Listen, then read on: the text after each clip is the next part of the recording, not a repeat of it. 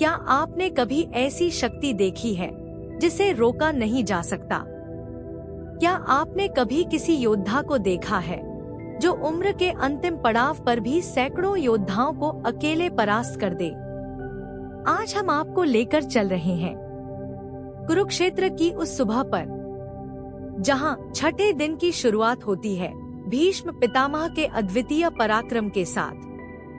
भोर की पहली किरण जैसे ही कुरुक्षेत्र की रक्तरंजित धरती पर पड़ी, संपूर्ण वातावरण में एक अजीब सी खामोशी छा गई, मानो स्वयं प्रकृति भी आज के महासंग्राम की भयावहता को पहचान चुकी हो।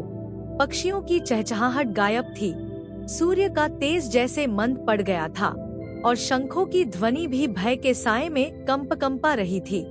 यह छठा दिन था महायुद्ध का और आज भीष्म पितामह का क्रोध अपनी चरम सीमा पर पहुंचने वाला था। चारों दिशाएं जैसे उनके पराक्रम के आगे नतमस्तक हो गई थी और आकाश में उड़ते धूल के कणों ने सूर्य को भी छिपा लिया था। मानो ब्रह्मांड भी इस युद्ध को टाल नहीं पा रहा था। हस्तिनापुर के सेनापति गंगापुत्र भीष्म, जिनकी आयु तो वृद्ध थी पर वीरता बालक जैसी प्रखर, आज अपने शर से ऐसी वर्षा करने वाले थे जो न केवल शरीर को छलनी करती थी बल्कि आत्मा को भी कंपा देती थी। कौरवों की सेना उन्हें देखकर हर्षित थी और पांडवों की सेना भयभीत, क्योंकि वे जानते थे कि जब तक भीष्म रण में है, विजय की आशा केवल एक स्वप्न है। परंतु आज के दिन की शुरुआत कुछ अलग थी। कुछ ऐसा था भीष्म की आंखों में जो पिछले 5 दिनों में नहीं था। उनके नेत्रों में तपिश थी, पर साथ ही उदासी भी, एक ऐसी उदासी जो केवल उन हृदयों में होती है जो धर्म और अधर्म के बीच फंसे होते हैं। उन्होंने आज अपने रथ पर सवार होते ही द्रोण और कृपाचार्य से कहा, आज मैं युद्ध को उसके चरम पर पहुंचाऊंगा।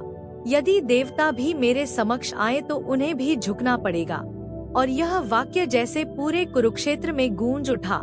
पांडवों की ओर युधिष्ठिर चिंतित थे। वे जानते थे कि हर दिन सैकड़ों सैनिक भीष्म के हाथों मारे जा रहे थे, पर आज कुछ अलग था। और तभी ध्वनि हुई शंख की। अर्जुन ने गांडीव उठाया, भीम ने गदा कसकर पकड़ी और नकुल सहदेव ने अपने अश्वों को तैयार किया। परंतु इन सब के बीच एक और संवाद चल रहा था। वो संवाद जो ना तो शब्दों में था और ना ही खुले में। वह संवाद अर्जुन के भीतर था। उनका मन द्वंद्व में था। वे जानते थे कि भीष्म उनके पूज्य हैं, पर युद्ध में वे शत्रु भी हैं। उधर भीष्म ने अपने रथ को जैसे ही पश्चिम की ओर मोड़ा, उनके शर की पहली बौछार ऐसी पड़ी जैसे आकाश से अग्निबाण बरस रहे हों। पांडव सेना की पहली पंक्ति ध्वस्त हो गई और हाथियों की चिंगाड़, घोड़ों की हिनहिनाहट और सैनिकों की चीत्कारों ने पूरे रण को नर्क में बदल दिया। भीष्म का रथ, जो स्वयं एक चलती हुई प्रलय प्रतीत हो रहा था, चारों दिशाओं में घूमता और मृत्यु बांटता जा रहा था। उन्होंने आज केवल तलवार या बाण नहीं चलाए, बल्कि उन्होंने उन सपनों को भी तोड़ा जो पांडवों ने जीत के लिए देखे थे। एक बार जब अर्जुन सामने आए और उन्होंने भीष्म पर प्रहार करने की चेष्टा की, तो भीष्म मुस्कुराए और बोले, पार्थ, यदि तू चाहे तो मेरा अंत कर सकता है, पर क्या तू अपने भीतर के धर्म को त्याग सका है? ये वाक्य जैसे अर्जुन के मन में चुभ गए और वे झिझक गए। जिस क्षण का भीष्म को इंतजार था, उसी क्षण भीष्म ने आकाश की ओर देखा और अपने बाणों से एक चक्रवात रच दिया। चारों दिशाओं से बाणों की इतनी वर्षा हुई कि पांडवों की सेना की आंखें बंद हो गईं और वे जान भी न सके कि कौन कहां मारा गया। रणभूमि पर धूल और रक्त का ऐसा संगम था जैसे प्रलय के पहले क्षण हों। अर्जुन पीछे हटे, भीम घायल हुए और युधिष्ठिर की आंखों में आंसू थे। आज के दिन भीष्म ने केवल अपने पराक्रम का प्रदर्शन नहीं किया, बल्कि पांडवों को मानसिक रूप से भी तोड़ने की चेष्टा की, और यही था उनका आज का सबसे घातक शस्त्र। इस सबके बीच एक नया मोड़ आया जब सहदेव के रथ पर एक रहस्यमयी योद्धा ने दस्तक दी। उसका चेहरा ढका था, पर उसकी दृष्टि सीधे भीष्म पर थी और उसकी उपस्थिति ने स्वयं भीष्म को भी चौंका दिया। कौन था यह योद्धा? क्यों आया था वह केवल भीष्म के समक्ष? क्या यह कोई संकेत था ईश्वर का या कोई पुराना ऋण जिसे चुकाया जाना था? रणभूमि अब केवल युद्ध का क्षेत्र नहीं रह गया था, वह एक ऐसे नाट्य का मंच बन चुका था जहां हर पात्र का रहस्य अभी खुलना बाकी था। और इस रहस्य के केंद्र में था आज का दिन, आज की भोर, जो डिस्ट्रक्शन की शुरुआत थी, पर शायद किसी बड़े परिवर्तन का संकेत भी। क्योंकि जब धर्म, अधर्म और रिश्तों के बीच की रेखाएं धुंधली होने लगे, तब महाभारत केवल युद्ध नहीं रहता, वह आत्मा का दर्पण बन जाता है। कुरुक्षेत्र की रणभूमि पर भोर की तबाही के बाद जब धूल के कण धीरे धीरे नीचे बैठने लगे और शंखों की गूंज थककर शांत हो गई, तो जैसे पूरी पृथ्वी ने एक गहरी सांस ली। मगर यह विश्राम नहीं था, यह तूफान से पहले की खामोशी थी। उस खामोशी के केंद्र में खड़ा था अर्जुन, गांडीव हाथ में, माथे पर श्वेत बिंदु और हृदय में दुविधा। भीतर एक भयंकर द्वंद्व चल रहा था, जैसे आत्मा स्वयं दो हिस्सों में बंट गई हो, एक जो उसे युद्ध के लिए उकसा रहा था और एक जो उसे रोक रहा था। भीष्म, जिन्हें वो बचपन से पितामह कहकर प्रणाम करता आया, जिन्होंने उसकी रथचालक कला को देखकर प्रसन्नता जताई थी, जिन्होंने हस्तिनापुर के सिंहासन के लिए अपने अधिकारों का त्याग किया था, आज वही भीष्म उसके सामने एक अजेय दीवार बनकर खड़े थे। अर्जुन की सांसें भारी थी, जैसे हर धड़कन कोई निर्णय मांग रही हो। वह युद्ध भूमि में था, जहां धर्म अधर्म के बीच कोई स्पष्ट रेखा नहीं रह गई थी, और हर वार किसी प्रियजन की छवि को छलनी कर रहा था। श्री कृष्ण, जो उसके सारथी थे, शांत भाव से रथ पर बैठे थे, पर उनकी आंखों में अर्जुन की हर उलझन की गूंज स्पष्ट थी। वो कुछ कह नहीं रहे थे, परंतु उनकी मौन मुस्कान जैसे कह रही थी, अर्जुन, यह तेरा समय है अपने आप को पहचानने का। अर्जुन ने गांडीव को धीरे से नीचे किया और आसमान की ओर देखा। वहाँ कोई उत्तर नहीं था, बस एक विस्तृत शून्यता जो उसी के हृदय की तरह खाली लग रही थी। उसके भीतर यादें उठने लगी, उसका बचपन, द्रौपदी की मुस्कान, युधिष्ठिर की शांति, भीम की गर्जना, नकुल सहदेव की निष्ठा, और इन सभी के बीच खड़े थे पितामह। उनकी गोद में सिर रखकर सुनाई कहानियां, युद्ध के नैतिक सिद्धांत, धर्म का मार्ग। पर आज वही मार्ग धुंधला पड़ गया था, और अर्जुन उस धुंध में भटक रहा था, जैसे स्वयं अपने अस्तित्व को खोज रहा हो।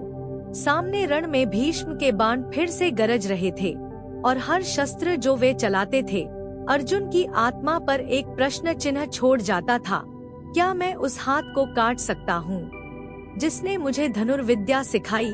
तभी अचानक एक तीव्र बाण उनके पास से निकला और रथ के छत्र को छेदते हुए पीछे जा गिरा। श्री कृष्ण मुस्कुराए और बोले, पार्थ, यह युद्ध है, यहाँ रिश्तों की परिभाषा बदल जाती है, और जो धर्म की रक्षा में रुक जाए वह स्वयं अधर्म बन जाता है। अर्जुन की आंखें नम थी, पर उनकी उंगलियों ने गांडीव फिर से थाम लिया, पर मन अब भी कांप रहा था। उसने एक बार फिर ध्यान लगाया। वो अपने भीतर गया, एक ऐसी जगह जहां शांति हो, पर वहां भी कोलाहल था। उसने वहां भीष्म को देखा, जैसे वह उसकी आत्मा के रक्षक हों। और फिर उसने एक अंधकार देखा, जहां दुर्योधन खड़ा था, गर्व और घृणा से भरा। उसने देखा कैसे द्रौपदी का चीरहरण हुआ था, कैसे युधिष्ठिर को छल से हराया गया, कैसे भीम की प्रतिज्ञा अधूरी है। और फिर उसकी आंखों में बिजली सी कौंध गई। यही था वह क्षण जब अर्जुन ने निर्णय लिया, वह लड़ेगा, लेकिन युद्ध धर्म की सीमाओं के भीतर होगा। उसके बाण घातक होंगे, परंतु उसका हृदय अभी भी भीष्म के लिए श्रद्धा से भरा रहेगा। तभी शंख फिर से बजा और कौरव सेना ने दोबारा आक्रमण शुरू किया। अर्जुन ने धीरे से कहा, हे माधव, चलो अब रथ उस दिशा में ले चलो जहां पितामह हैं। आज निर्णय होगा। श्री कृष्ण ने बिना एक शब्द बोले रथ को घुमाया और दोनों अश्व हवा में उठे, जैसे बिजली दो दिशाओं को काटती हुई आगे बढ़ रही हो। भीष्म अब सामने थे, बाण चलाने को तत्पर, और अर्जुन की आंखों में आग थी, पर वह आग जलाने वाली नहीं, वह तपाने वाली थी। जैसे आत्मा तपती है किसी निर्णय से पहले, और उसी क्षण जब दोनों की नजरें मिली तो समय थम गया, इतिहास थम गया। भीष्म मुस्कुराए और बोले, पार्थ, आज तू उस धर्म का वाहक बन जिसने मुझे भी चुनौती दी है, तो आ दिखा दे कि तू अर्जुन है।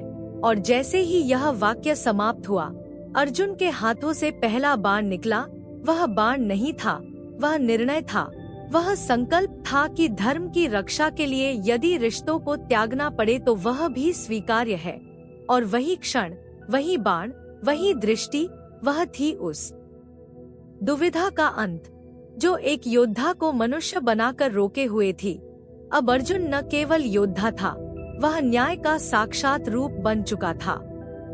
कुरुक्षेत्र की रणभूमि पर जैसे जैसे दिन चढ़ता गया, वैसे वैसे सूर्य की किरणों से अधिक तीव्र प्रतीत होने लगे थे युद्ध के शस्त्र।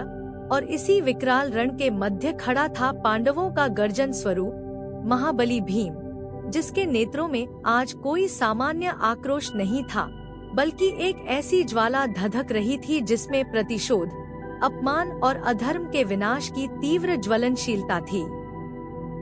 वो भीम जो 5 दिन तक केवल अपने पराक्रम से युधिष्ठिर की रणनीति का पालन करता रहा, आज 6वें दिन टूट चुका था। और इस टूटने का कारण कोई सामर्थ्य की हार नहीं थी, बल्कि भीतर की पीड़ा थी। उस पीड़ा की जो तब शुरू हुई थी जब द्रौपदी को दरबार में घसीटा गया, उसके वस्त्रों को अपवित्र करने का प्रयास हुआ, और पूरा कौरव वंश, विशेषतः दुर्योधन, दुःशासन और शाकुनी उस क्षण हंसते रहे थे। उस दिन भीम ने प्रतिज्ञा की थी, दुःशासन का रक्त पिए बिना चैन नहीं लूंगा, दुर्योधन की जंघा तोड़े बिना मरूंगा नहीं।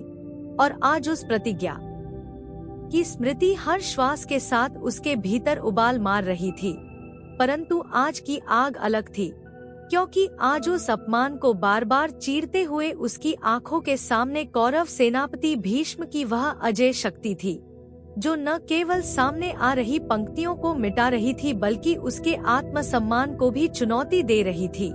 और फिर जब उसने देखा कि कैसे पितामह ने एक ही बाण से पांडवों के 5 योद्धाओं को उनके रथ सहित आकाश में उछालकर धरती पर पटक दिया, तो उसका धैर्य अंतिम बार टूटा। उसने युद्ध भूमि की ओर देखकर क्रोधित स्वर में ललकारा, हे अधर्म के सहारे खड़, ए भीष्म, आज मैं तुम्हारे बाणों के बीच से भी अपने प्रतिशोध की आग लेकर उठूंगा। और यह प्रतिज्ञा है, आज तुम्हारा सहार नहीं तोड़ूंगा, परंतु तुम्हारी अजेयता की दीवार पर ऐसी चोट करूंगा कि काल भी सुन ले। भीम की वाणी से गूंजता यह प्रतिश्रुति स्वर केवल सैनिकों को नहीं, रथों, अश्वों, हाथियों तक को कंपा गया।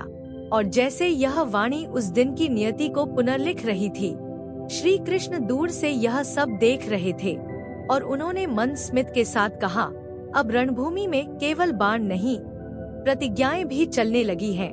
भीम की सांसें भारी थी, उसका शरीर पसीने और धूल से ढका था, परंतु उसकी चाल में वह गरिमा थी जो एक न्याय के ज्वालामुखी को मुखर करती है। उसने अपने रथ को पीछे छोड़ दिया और सीधे पैदल युद्धभूमि में प्रवेश किया। उसके हाथों में गदा थी, जो अब केवल अस्त्र नहीं, उसकी आत्मा बन चुकी थी। और हर कदम पर धरती हिलने लगी, जैसे हनुमान के वंशज स्वयं युद्ध में उतर आए हों। सामने से आते हुए कौरव योद्धाओं की भीड़ ने भीम को घेर लिया, 10, 20, 100, परंतु उस क्षण भीम कोई एक योद्धा नहीं था, वह चलता हुआ तूफान था, जिसके वार से रथ 2 हिस्सों में कटने लगे, हाथियों के मस्तक फटने लगे और अश्वों की टापें पीछे भागने लगी। हर चोट में उसका प्रतिशोध बोला, हर प्रहार में द्रौपदी की आंखें जल उठीं और हर चीख में उसे दुर्योधन की हंसी सुनाई दी, जिससे उसकी वेग और बढ़ती गई। परंतु तभी रण में एक नई चाल चली गई। दुर्योधन ने देखा कि भीम किसी भी सामान्य योद्धा से नहीं रुकेगा, तो उसने अचंभित कर देने वाला आदेश दिया, भीष्म पितामह को संकेत दो कि भीम को रोकना अब आवश्यक है। यह एक ऐसा पल था जब अधर्म ने धर्म से टकराने के लिए धर्म के ही प्रतीक का सहारा लिया, और भीष्म जो हर शस्त्र चला रहे थे, उस पल थोड़ी देर के लिए शांत हो गए। उनकी आंखें बंद हुईं। क्या वह भी जान चुके थे कि उनका अगला लक्ष्य कोई शत्रु नहीं, बल्कि उसी धर्म का योद्धा है जिसे उन्होंने जीवन भर संरक्षित किया है। भीष्म ने आंखें खोलीं और एक बाण उठाया, वह बाण जो वे केवल विशिष्ट लक्ष्यों के लिए चलाते थे, और जब वह बाण हवा में गया तो उसकी गति से आकाश भी चीरा गया। भीम ने उस बाण की आहट सुनी, और जैसे ही वह बाण उसके पास आया, उसने गदा से आकाश की ओर वार किया, और बाण गदा से टकराकर टुकड़े टुकड़े हो गया। यह केवल एक शस्त्र की टक्कर नहीं थी, यह दो युगों की टकराहट थी। एक तरफ गुरु, एक तरफ शिष्य, एक तरफ धर्म की रक्षा के लिए खड़ा वानप्रस्थी योद्धा, दूसरी ओर उसी धर्म के लिए प्रज्वलित हुआ प्रतिशोधी रथीन महाबली। भीम की यह प्रचंडता देख स्वयं श्री कृष्ण भी हर्षित हुए और बोले, यह वही भीम है जिसकी प्रतिज्ञा कभी झूठी नहीं होती। उस दिन भीम ने अकेले 100 से अधिक योद्धाओं को रौंद डाला, और जब रक्त से सना हुआ वह युद्धवीर युद्ध भूमि के मध्य खड़ा हुआ, तो सूर्यदेव की किरणें उसके रक्त से भरे शरीर पर पड़कर उसे स्वर्ण सा चमकाने लगी, मानो स्वयं प्रकृति ने उसकी प्रतिज्ञा को सत्यता का आशीर्वाद दे दिया हो। उसने मुट्ठी भींची, आकाश की ओर देखा और गर्जना की, सुन लो कुरुवंश, मैं आ रहा हूँ दुर्योधन। आज नहीं तो कल तुम्हारी जंघा मेरे गदा के प्रहार से टूटी होगी, और शासन तेरा रक्त मेरे अधरों को शांत करेगा। यह वाक्य जैसे भविष्य की घोषणा थी, और पूरी सेना उसे निहारती रही, क्योंकि आज भीम केवल योद्धा नहीं था, वह न्याय की ज्वाला था, और इस ज्वाला को अब कोई रोक नहीं सकता था, चाहे सामने पितामह भीष्म ही क्यों न खड़े हों। जब भीम की प्रतिज्ञा रणभूमि में गूंजते हुए एक महाप्रलय की तरह फैल रही थी, और पांडवों की सेनाओं में एक बार फिर आशा की चिंगारी जल उठी थी, उसी समय आकाश की दिशा में कुछ ऐसा घटा जो आज तक किसी ने न देखा था। गहन धूल में ढकी हुई रणभूमि में एक कोना ऐसा था जो अभी तक शांत पड़ा था, जहाँ न कोई बाण गूंजा, न ही गदा की टंकार हुई, और वहीं से निकल रहा था एक रहस्यमयी रथ, जिसके चारों ओर धूप नहीं छाया थी, जिसके पहिए ध्वनि नहीं करते थे, और जिसके अग्रभाग पर किसी देव मंत्र से जड़े प्रतीक चमक रहे थे। उस रथ पर बैठा था वह योद्धा जिसकी चर्चा वर्षों पूर्व हस्तिनापुर में चुपचाप होती थी, वो जिसकी पहचान केवल कुछ गिने चुने जानकारों तक सीमित थी, और जिनका नाम लेते ही कुछ चेहरों पर व्यंग्य और कुछ पर डर उभर आता था। शिखंडी, राजा द्रुपद की संतान, पूर्वजन्म में अम्बा, वर्तमान में एक अद्भुत रहस्य, जिसका जीवन और अस्तित्व भीष्म के जीवन से गहराई से जुड़ा था। वो धीरे धीरे युद्ध के मैदान की ओर बढ़ रहे थे, पर उनकी आंखों में क्रोध नहीं था, न ही बदले की लपटें, बल्कि एक ऐसी चुप्पी थी जिसमें सदी भर का दर्द, अपमान और अधूरे स्वाभिमान की सिसकियां छिपी थी। उनके रथ के समीप पहुंचते ही हवा की दिशा बदलने लगी, पक्षी आकाश से गायब हो गए, और खुद योद्धा एक पल के लिए अपने शस्त्रों को नीचे रखने लगे, मानो कोई अगोचर ऊर्जा सबको विवश कर रही हो शांत हो जाने को। शिखंडी की उपस्थिति में कुछ था जो सामान्य नहीं था। यह कोई साधारण योद्धा नहीं, यह काल के न्याय की चलती हुई मूरत थी, जिसने नारी के अपमान को आत्मा में सींचकर अग्नि के समान तपकर योद्धा के रूप में पुनर्जन्म लिया था, और जिसका एकमात्र उद्देश्य था भीष्म का अंत। वह धीरे धीरे पांडवों के शिविर की ओर गया, जहां अर्जुन अपने रथ पर श्री कृष्ण के साथ शांत बैठे थे, मानो अगले संकेत की प्रतीक्षा कर रहे हों। शिखंडी ने उनके सामने आकर कहा, पार्थ, युद्ध का वह समय आ चुका है जिसे तुम टालते आ रहे हो। भीष्म को अब रोका जाना आवश्यक है, और इस कार्य के लिए मेरा उपयोग करो, क्योंकि जब तक वह जीवित है, यह युद्ध नहीं, एक तरफा सहार है। श्री कृष्ण की दृष्टि चमकी। वे जानते थे कि शिखंडी ही वह कड़ी है जिसे स्वयं विधि ने रचा है इस युद्ध के निर्णायक मोड़ के रूप में, और उन्होंने धीरे से रथ का पहिया घुमाया। पांडवों की सेना अब दो भागों में बंटी थी, एक जो अभी भी भीष्म को वंदनीय मानती थी और एक जो युद्ध को समाप्त करना चाहती थी किसी भी मूल्य पर। परंतु शिखंडी के आगमन ने अर्जुन के भीतर के संशय को तोड़ा। उन्होंने गांडीव उठाया और श्री कृष्ण से कहा, माधव, आज मेरे बाण भीष्म के सम्मान को नहीं, उनके अजय अस्त्रबल को चुनौती देंगे, और मैं उस समय तक युद्ध करूंगा जब तक यह धर्म और अधर्म का संतुलन टूट न जाए। युद्ध के मैदान में जब शिखंडी का रथ सामने आया तो कौरवों की सेना में हलचल मच गई। दुर्योधन को भ्रम था कि शिखंडी एक त्रुटि होंगे पांडवों की रणनीति में, लेकिन वह नहीं जानता था कि ये वही योद्धा हैं जिनके सामने स्वयं भीष्म शस्त्र नहीं उठाएंगे। और वही हुआ। जैसे ही शिखंडी ने भीष्म की ओर दृष्टि डाली, भीष्म के नेत्र भारी हो उठे। वे पल भर को पीछे हटे और उनकी स्मृति में वह क्षण उभर आया जब उन्होंने अम्बा का तिरस्कार किया था, और उस क्षण की प्रतिशोधाग्नि में वह स्त्री तपकर आज एक पुरुष योद्धा के रूप में उनके समक्ष आ खड़ी हुई थी। भीष्म का धनुष ढीला पड़ा, उनके अंग शिथिल हो उठे और उन्होंने मन ही मन कहा, हे काल, तेरा न्याय समय से अधिक सटीक होता है। अब रणभूमि में अर्जुन और शिखंडी एक साथ थे और श्री कृष्ण की दृष्टि में वही तेज था जो उन्होंने गीता उपदेश देते समय रखा था।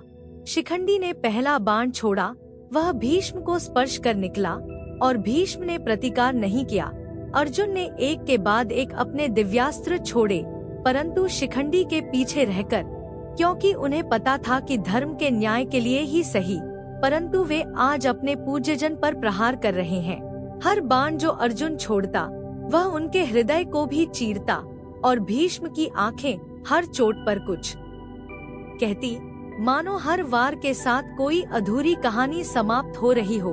धीरे धीरे भीष्म के शरीर में सैकड़ों बाण धंसे।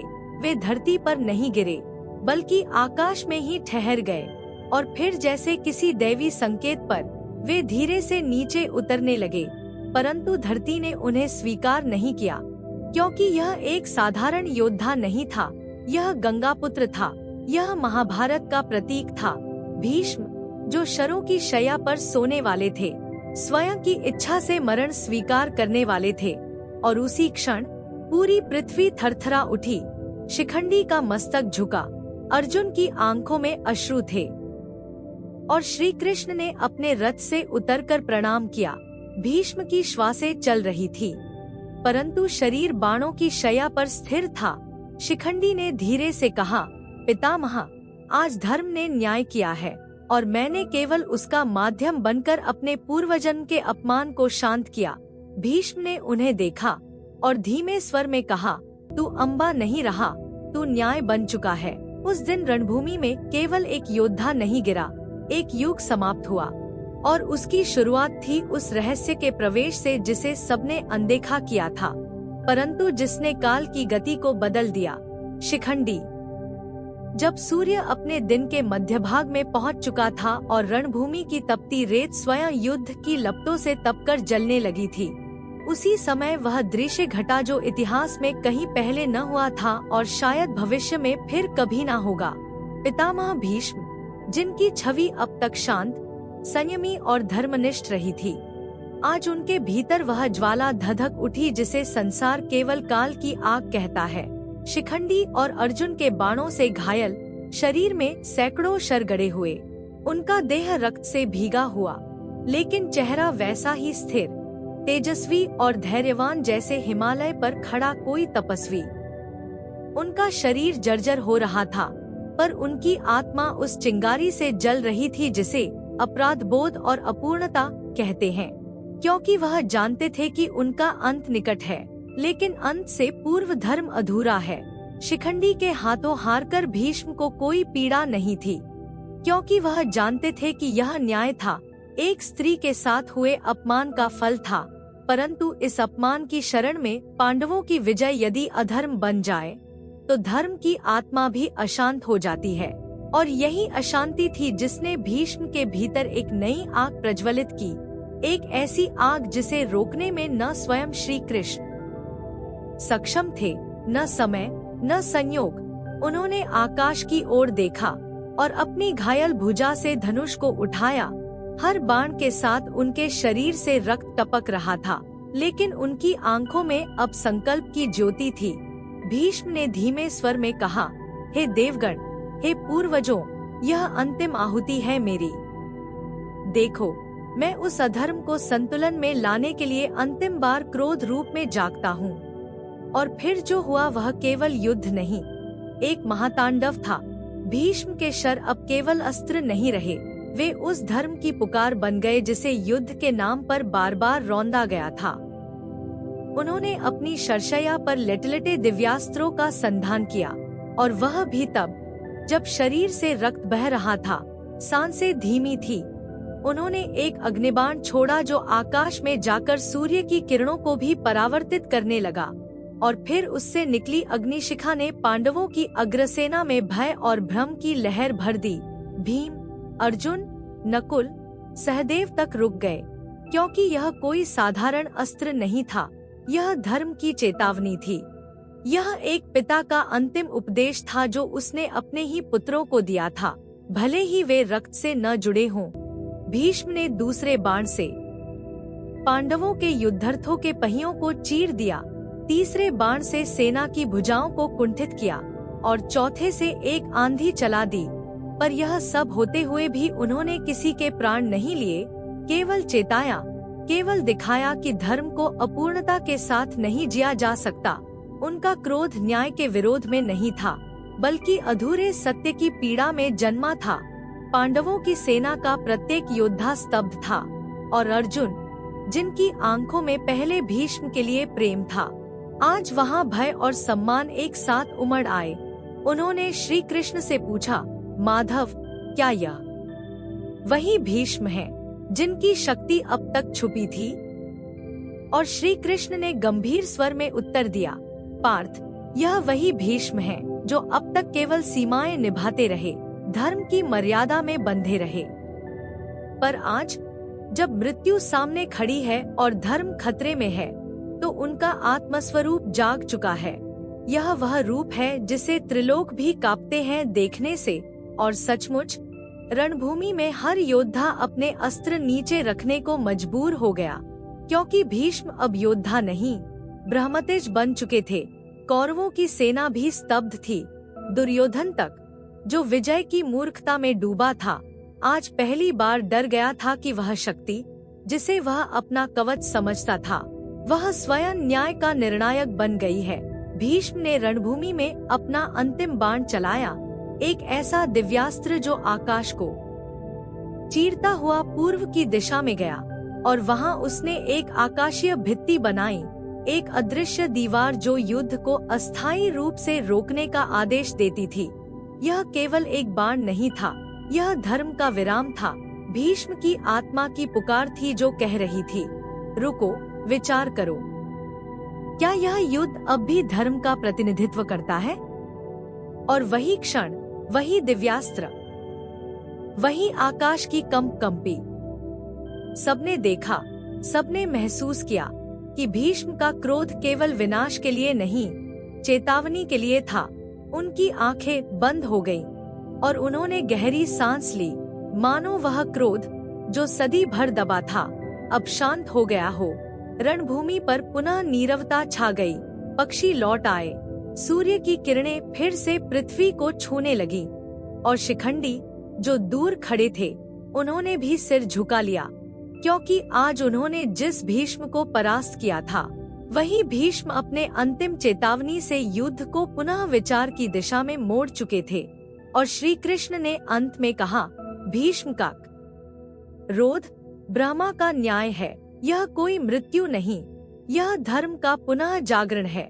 और उस दिन पूरे कुरुक्षेत्र ने जाना कि योद्धा की सबसे बड़ी शक्ति उसका शस्त्र नहीं, बल्कि उसका आत्मज्ञान होता है।